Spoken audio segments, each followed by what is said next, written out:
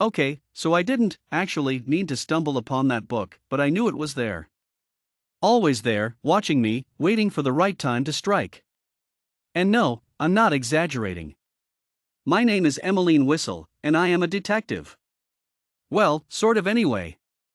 Ever since I was a baby, Mummy and Daddy said they could see that someday I was going to do something wonderful. And I will? It just hasn't happened yet. Mummy says it might happen when I'm older, but I'm 12 years old already. If it doesn't happen now, then it never will. This is why I decided to stumble upon that book in the school library. It started like this. Every time I'd gone into the library, there was this book lying under a chair. I took it to Mrs. Goliovac, the school librarian, the first time I saw it. She'd had a fit and yelled at me to put it back.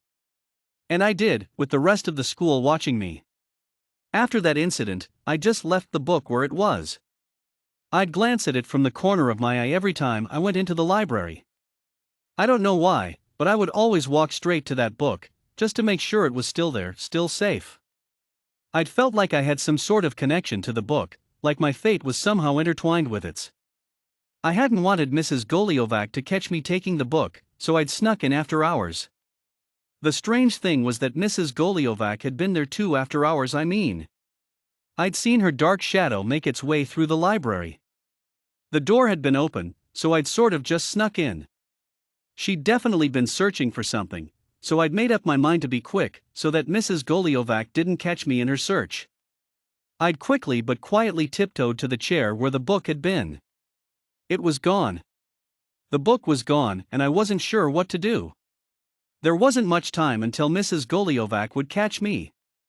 I looked up, and there she was, standing over me with her arms crossed over her chest, and her scowling face looking down at me. But she wasn't looking at me. I followed her gaze. She was looking at the book. How had I missed it? It hadn't been under the chair, true, but it was lying right next to it. It had been moved, by whom?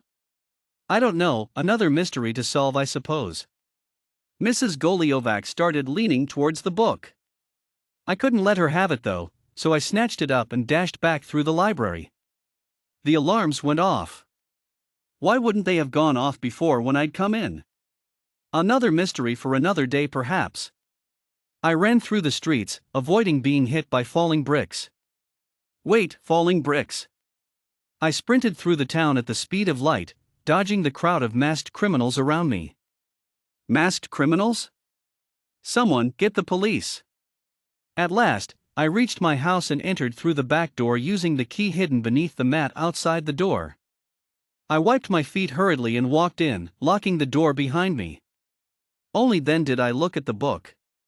Yes, I had seen it enough times under the chair, and glimpsed it when I'd gone to give it to Mrs. Goliovac, but I hadn't really looked at it, if you know what I mean. It was a dull shade of red with a big serpent-like creature winding itself along a hemisphere in the middle of the book. I went to open the book, but it wouldn't budge. I went and got a screwdriver to try and prise it open, but it still wouldn't budge. Frustrated, I threw the screwdriver at the book. It hit the hemisphere square on. The hemisphere twisted and the book opened to page 111. It read, "How to Save the World." My eyes lit up, then dimmed as I realized the rest of the page had been torn away. Then my attention was drawn to a little piece of paper that had dropped out of the book as it had opened. It was a letter. I slowly unfolded it. "Dear Genevieve, it has been a while since I've last seen you, and I miss you very much. Are you still working in that library? The one where we first plotted our revenge on the world? I have come to realize that the world is one full of darkness. However, the sun still shines and the moon still rises at night despite this darkness. My dear Genevieve, I ask that you stop this evil plot, for I know I have come to my senses at last, and have realized that it is wrong to kidnap children. Ever since the night our dear child died at the age of 12, you have been keeping all 12-year-olds that walk into your library captive inside the tower which you can only access through your attic walls. Dearest, if you are still continuing on with this treachery after all these years, then I beg you, please stop. If you have already repented for your crimes, then please ignore this letter. My dear Genevieve, I hope to see you again soon. Love, Charles.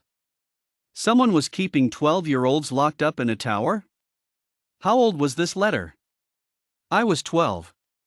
Would I be kidnapped too? I turned over the letter to see the post address.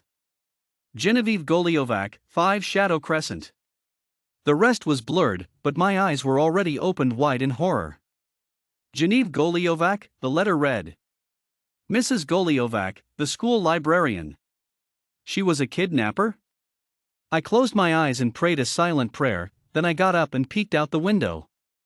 Mrs. Goliovac was walking towards my house holding a flashlight and a giant bird cage. It was so big that I could probably fit inside it. And that was what she would most likely try to do. I turned off the light I'd been using to read the letter, and hid under a couch.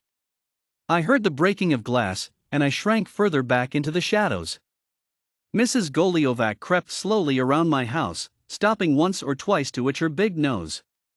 A fly flew in front of me, and I tried to shoo it away. As I did, I knocked into the leg of the couch, making a loud noise. I froze. Mrs. Goliovac smirked and walked right over to me.